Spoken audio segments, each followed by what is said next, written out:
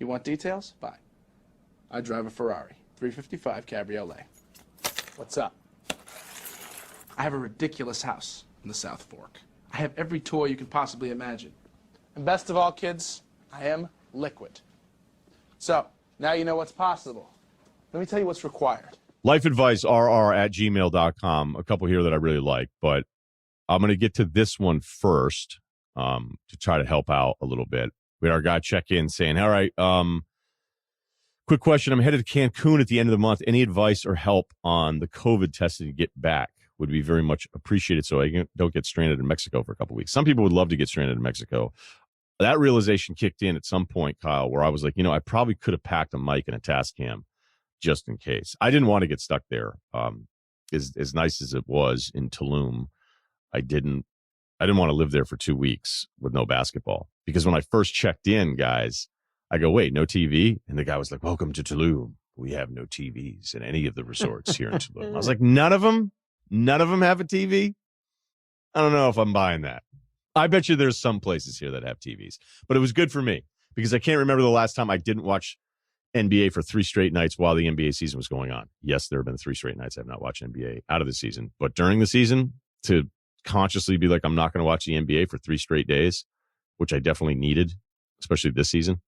I don't know. I can't even tell you when the last time in my life that would have happened. I don't even know. I'm not sure. Well, yeah, probably when I was really young. But anyway, getting out though is the key thing here. So I'm going to give you some tips on some of this travel, and a lot of this could change. With vaccination numbers continue to go up, but the mask part of it, I think, is going to be a big part of still going through. The weird thing about the mask deal is like getting mad at people that don't have a mask, and then it's like, wait, what if that guy's vaccinated? So I'm just not super into policing everybody else, and I'm really not into policing everybody from my phone. I think there's better ways to spend your time. So let's try to help you out here. All right, so I'm an awful traveler in the sense that I'll be like, hey, I'm going to go here tomorrow, and then I'll be at that place and have a ticket out, and I'll be like, you know what, I'm good. I'm out of here. I'm going to go somewhere else now for a couple of days, and it's cool, and it's a freedom, and it's probably why I go by myself all the time. And in this case, leaving, I go, I'm going to get out here Friday so I can be ready to go and get caught back up on NBA stuff because I knew I was doing the pod with Bill on Sunday. So for the most part, it was all masked down there. Other than when I worked out at an outside place. So I'll admit to that. I got tested on the way in. And then what you do through the hotel is you ask them, okay, I need to get my test out of there. And this is where it gets a little tricky. So with the hotel, make sure they set up your test for you because there's testing sites all over the place. It's crazy. It's like people are selling pina coladas in little like bike stands. There's these just trailers parked on the side of the road all over the place, being like rapid COVID tests, antigen and all these different options. And obviously you have to get the right one. So I got one going in. I didn't need it to go in, which I didn't realize because no one ever asked for it at least, but I went ahead and got it. And then on the way out, I was worried that the car wasn't going to be able to come and pick me up because I paid for a cab round trip from Cancun to Tulum because the guy's like, oh, it's cheaper. Don't do that. It's sort of cheaper, but it's way more convenient. And we're talking like $10 cheaper. It's not significantly cheaper. It's way more convenient for you to be able to just get in a taxi and go to wherever you're going to get back to the airport at Cancun. If you're just staying in Cancun, you're fine. You don't have to worry about any of that stuff. But I mean, it's expensive. It's expensive from Cancun to Tulum in a cab because I don't know, it was like $170 because it can take like 2 hours depending on traffic. And it could be even way worse if you're hitting at the wrong time. As I was leaving, coming in was brutal because there's really one road into the entire resort area. So I've taken my test. They told me I'd have the results by a certain time. Take your test the day before you're flying back. Don't take the test the morning of like I did because it was potentially going to get a little weird that if I had tested positive, then I wasn't going to be able to get on the flight. I was going to be stuck quarantining in Cancun the entire time while I was in a car getting an email saying, hey, you actually are not going to be able to get on this flight. So whatever. I'm in the clear. I don't have it. I get to the airport. They drop me off at the wrong terminal. You have to have your paperwork filled out, all the normal stuff you need for international travel. But then you also need to fill out a questionnaire on an app. And then you also have to have proof of the test so they can see that results come back that you're good to go. So when I got dropped off at the wrong terminal after I'd paid somebody to kind of walk me through the entire area, and I would emphasize that it's worth it to give a guy $10 to make sure you're going in the right direction. The difference was I got worked for the $10 because the guy saw me getting out of the taxi. And honestly, is any of this interesting? I'm going to ask you guys in the middle of this, because now as I keep going, I'm kind of talking, going, I don't think this is really life advice. I think this is boring trip recap. Sounds like you're almost out of there. Well, here's where it gets interesting. Okay, so I get so to the right. I get to the right terminal, and the guy's like, "No, you're at the wrong terminal. $20 to go to the right terminal." I go, "There's no way. There's 4 terminals. There's no way I'm going to be wrong. I'm like, that doesn't make any sense." And I grab somebody else. I go, "Hey, look at this ticket." He's like, "Yeah, you're right over there." And I look at the guy, like looking at the $20 deal, and he just sort of shrugs and walks away. I was like, cool. You were actually going to take $20 from me to drive me to the wrong terminal after I've already been at the wrong one. Get up to the front. The lady there, and look, there can be this arrogance as an American where you think there's going to be more people that can speak English to help you through on travel. But you're in Cancun, you're in Mexico City, it's not as common as you would think. And so the woman behind the counter could barely speak English, and she was telling me that I'd only paid for the first leg of the trip. I'm like, that doesn't make any sense. None. And so she gave me the first, because I had a connection just to get out of there. She gave me the first ticket. She didn't give me the second ticket and my baggage claim after the bag had been checked in, and held it to be like, no, you need to go back to the front of our gate and pay for the rest of the ticket. And she's like dangling it, being like, I'm not giving this to you. I was like, okay. I was like, all right, this is working out. So I go back over there. The guy starts writing down on a piece of paper how much more I owe. And I go, hey, look, I'm sorry. I know we don't understand each other, but there's no way that Delta would allow me to book a flight and on an app and then pay for it, but then I didn't really pay for it. Like, come on. They didn't just open up for business yesterday. So then she just comes over and she's like, hey, sorry, my mistake. Like, all right, cool mistake.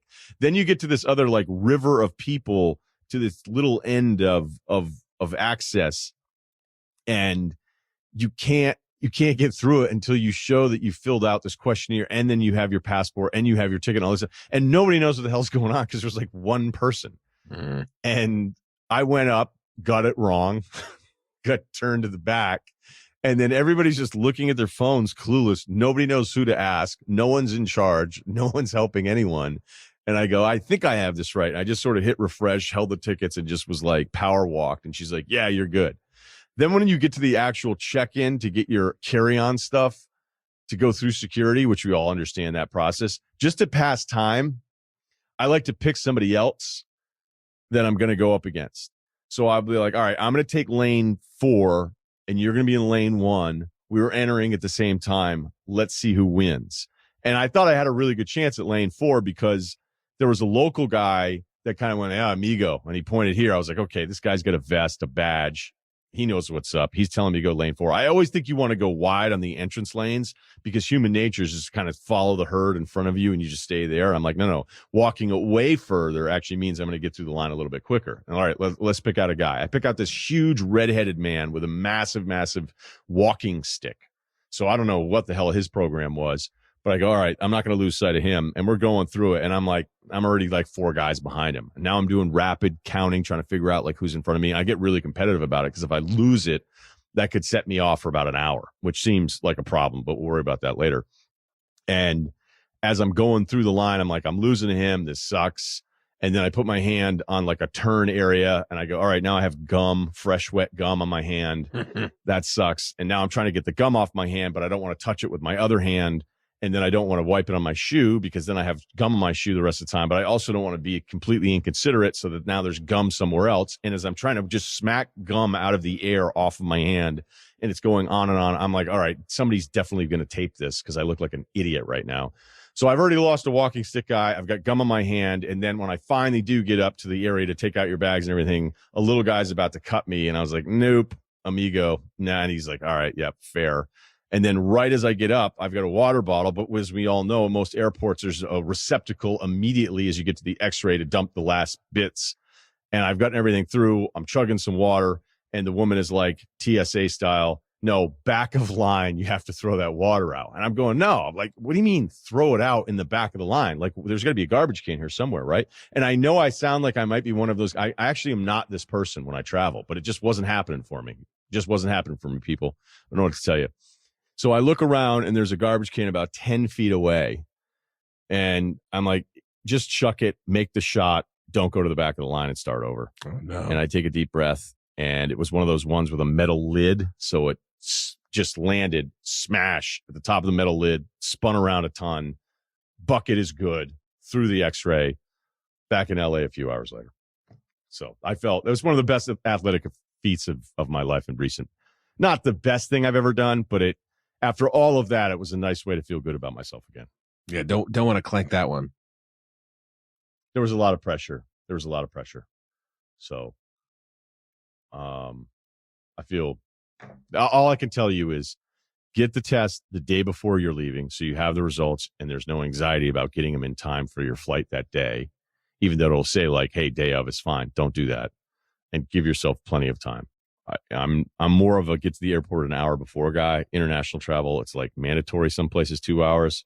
There's a story of one place wouldn't let me get on a plane like 9 years ago, which sucked because then they were telling me I might be stuck in the country for like another 4 days, which I don't think ESPN was going to be thrilled with that. But yeah, so that was a lot there. That was sort of a story. I love to pick a guy in another line though and see how you do. But it sucks when you lose. So there you go. All right, let's actually do some life advices because that went on a little too long. We got our man Bill checking in. I love what he did here. This is no one's done this before for life advice, and I'm really thrilled about it. All right, Russillo and Kyle. Thought you would enjoy this one. I'm moving to a new apartment in Philly with 4 friends from Penn State. So this is 5 dudes. We're going 5 wide Penn State guys. The apartment layout is attached. He attached the apartment blueprint. Okay, this is nice.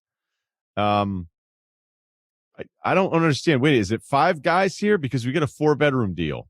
Maybe he meant to say all 4 of us from Penn State. That's my guess here. All right, apartment 2,700 square feetage. 4 beds, 4.5 baths, 2 bedrooms on either side of the living area and kitchen in the middle. You pick one of the other bedrooms, not near the living area. Living area and kitchen are entirely one room, 1,250 square feet, 50 feet long by 25 feet wide. Room is shaped like a rectangle. No island in kitchen. The wall opposite the kitchen is entirely windows. Half bath is tucked away amongst bedrooms on right side. That's the other reason why you don't want to have a bedroom near the living area, because that means every time you have people over, that bathroom is going to be the hot zone. All right. So just giving you a little advice. You want to try to stay away from the communal bathroom. But you guys are so young here. I actually think you're too young for this apartment.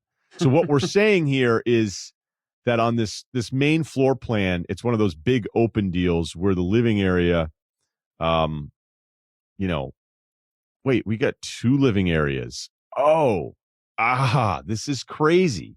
So the kitchen is in the middle of this long run. So think of like one floor where it's just one long run of kitchen, dining, living area, but they have a kitchen in the middle and then living areas off to the side, which would be a dining room and then would be a living room. Okay. All right. I hope everybody's following along. So would love to hear both you or any listeners' ideas of what they would do with this insane amount of space in the living area. Currently, we're debating one side to be a huge sectional, 5 TVs hung up. Setup would be like the number 5 on a die. This guy's very descriptive. Terrific job here.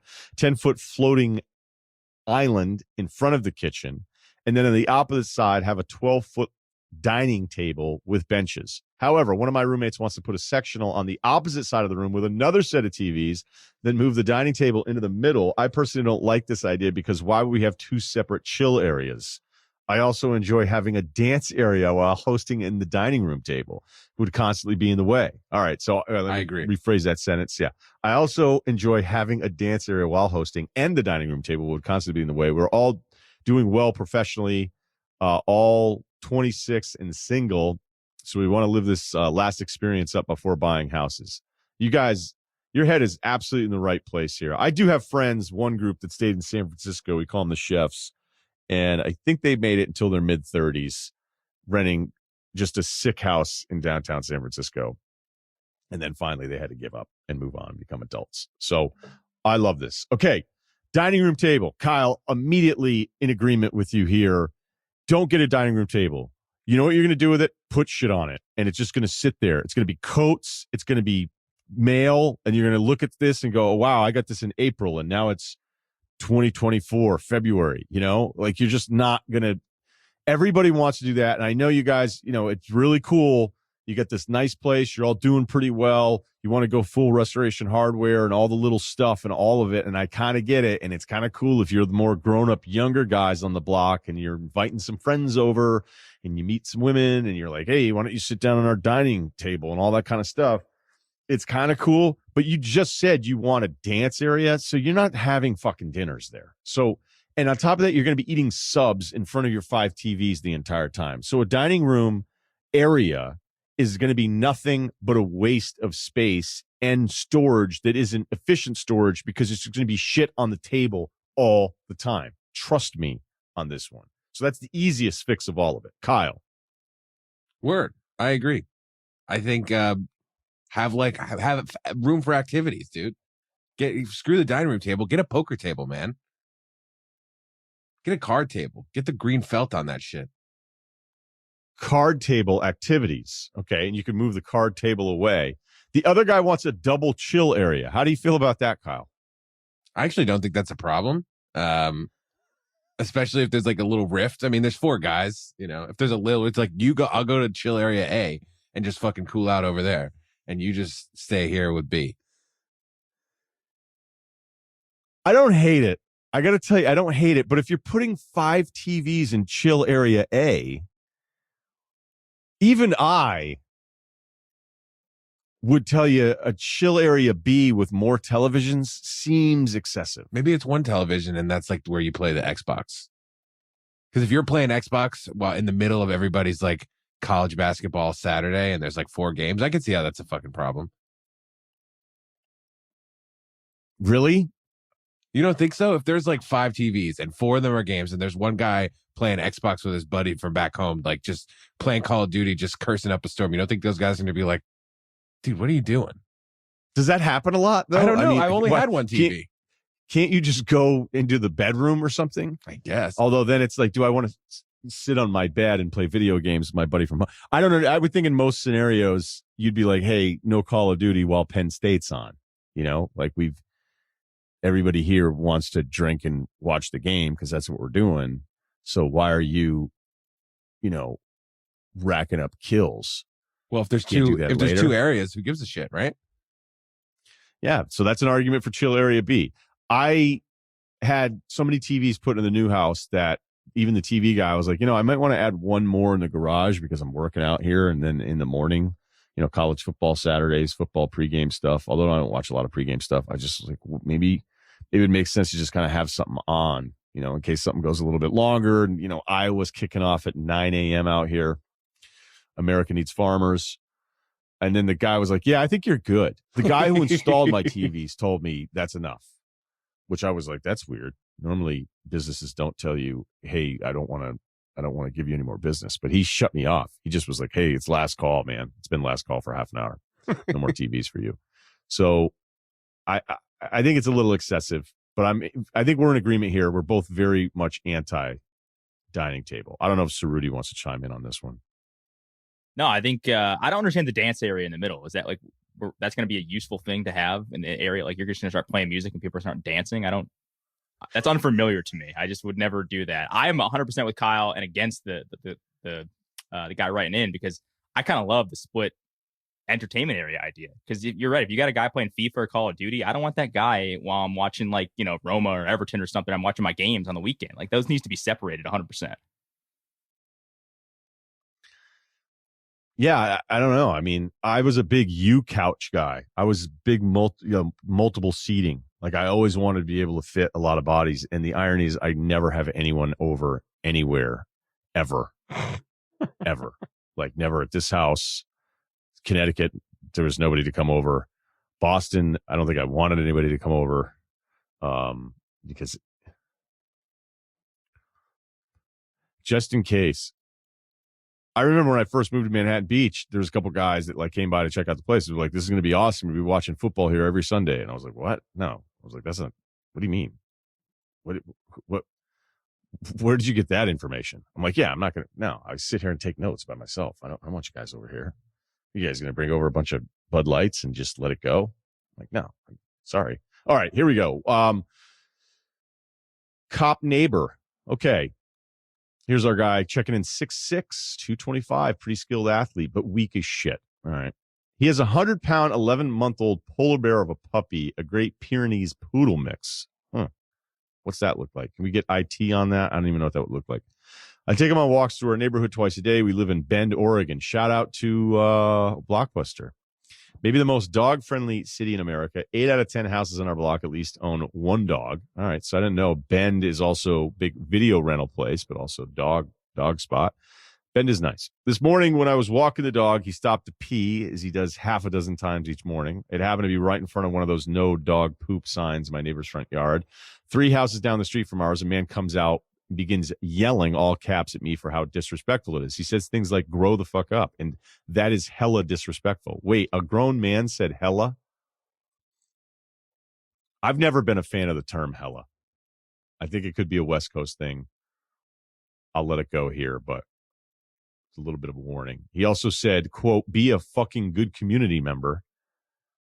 He also tells me that he has multiple times watched me on a security camera stop right there and let my dog pee in his yard. All right, so that's why he's so worked up. He's seen you do this before. His wife also came out and began yelling things at me. This goes on for a few minutes. To make things better, he's a police officer who happens to work out at my gym, and this gym is not some 10,000 square foot Planet Fitness. It's a small CrossFit HIIT type gym with classes of 5 to 10 people. My wife and I regularly work out with him and his wife. They've always been sweet up to this point. So you guys all know each other. Huh. And he was that mean. Your dog is pissing on his lawn a ton, is my guess. And he just finally snapped.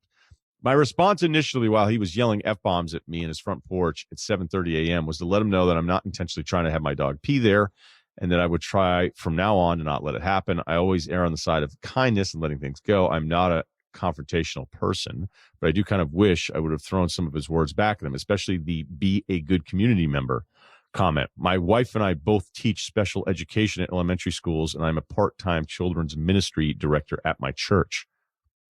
God. Oh, I meant gosh. I would say I'm a pretty good community member, as if having a nice front lawn makes you a better member of the community than the way you treat your neighbor. Yeah, look, it's pretty clear here with you and your wife are doing these things. You guys are giving back to the community in a big way. All right, my question is this. Even though I have a feeling you might side with my police officer neighbor, why should I do this? Oh, that's because I'm the anti-dog guy, right? Oh, by the way, when I did come back, just a couple days, garbage can, new record of amount of dog shit in my garbage can.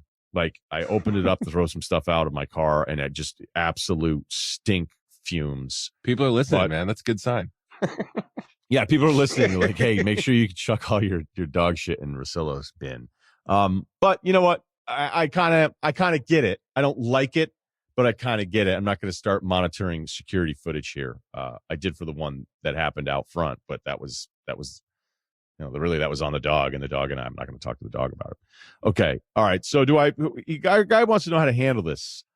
Was he right to lay into me? Are we still going to see that? We're still going to see him multiple times a week around the neighborhood of the gym. Do I pretend nothing ever happened and walk the dog on the other side of the street from now? Or do I confront the way he handled the situation? Or maybe you don't think I have grounds to. What I really wanted to do was sarcastically kill him with kindness and go back to the house, grab a bucket of soap and water, some yellow rubber gloves, and go scrub their sidewalk so they could watch that in a security camera. Maybe that leaves a note saying I would try harder on now to be, he's doing the capitalization, non-capitalization thing. Be a better community member. Our guy's locked in. How old is he again? Oh, we don't know. I now believe that anytime anyone does the lower, upper, letter deal, that it's usually bad content. But here I kind of get your point. My dog's freaking 100-pound polar bear. I can't control where he decides to stop at a diamond whiz. Thanks. Love the pod. Okay. The dog part's tough because it's not like he's going number 2, he's going number 1, and the dogs are just going to pee. I mean, it's science. They're dogs. They're not. You can't reason with them. So I kind of feel for you on this one, right? And I don't think I'd get super mad about the dog pee thing, but chances are it feels like a lot of stuff. If this guy bought a sign and he likes rules, he's a cop. There's probably a lot of pent up stuff that you were the recipient of that isn't all on you, right? But he didn't have to say that kind of stuff to you. The be a good community member is not even like a cool comeback. And then the hella thing, I'll let slide now. What I think I would do here, and maybe, I don't know, I think a lot of people are going to disagree with me on this one, but I would go up to him and I would say, hey, look, you lost your shit on me. I have a couple things to say to you. I want you to hear them out.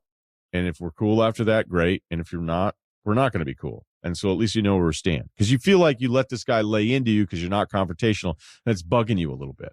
I think that's happened to a lot of us in life where I remember I was in a pickup basketball game. I was in my mid-20s. I'd moved to a new town, and I was getting pissed the way this guy was playing, and he wasn't that good, and he was trying to like hack me a little bit. And so I just kind of kept giving him looks, and I was sick of it. And he finally was like, all right, let's fucking go, you and me outside. And I didn't want to fight him because it was like a new place. And, obviously I could have lost too, because that would have sucked. But I was like, I kind of just eye rolled and was like, you can't guard me. So that's why you're losing your shit. And I'm just letting you know that I'm sick of it. And now you want to fight me because you can't guard me. And he couldn't let it go. He couldn't let it go. On and on and on, and he was letting me have it because I was new. And then the new people were like looking at me like, how is he going to respond?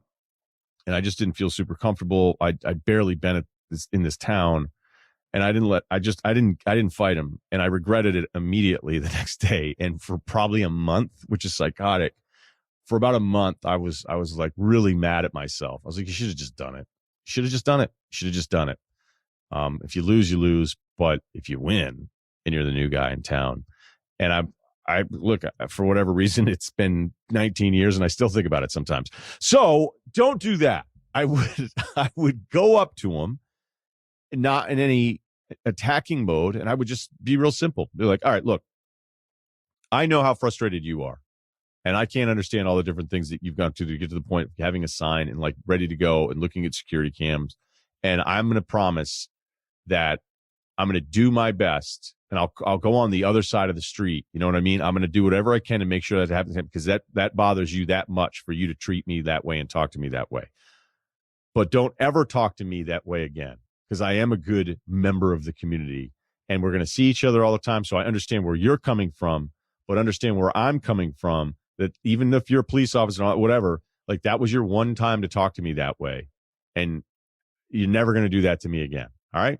And if we're cool, and honestly, as a cop, he might actually respect it a little bit, but you never know. Like I know some people are going to be listening to like, oh, every cop sucks and all that kind of, that's just not true. But if he's a super hothead, he may not like it, but at least it'll make you feel better about it instead of just thinking about it and never doing anything ever. Right. Because I think that's the worst of all of the options here. You don't want to be in a situation where you're letting this stew and you're mad at yourself and you almost question your own manhood, which can be a weird thing, but let's be honest, we do it at times. I would just be really cool. You don't have to be mean. You don't have to be tough guy about it. You can just go straight up like, hey, I get where you're coming from. Obviously, this has happened to you a lot, and that's my bad, and I'm going to make sure it doesn't happen again. But I don't appreciate you talking to me like that, and I'm just telling you right now, don't ever say that to me again. And I hope my wife and I see you at the gym and everything's cool. And I bet you it works. I bet it does, unless this cop absolutely sucks. And then, look, I'm just a guy with a podcast trying to figure people out through emails, so I'm not going to be right all the time. Okay, it's good to be back. We'll be back on Thursday, and we'll talk to you then. Please subscribe, spread the word, keep the podcast growing. Thanks.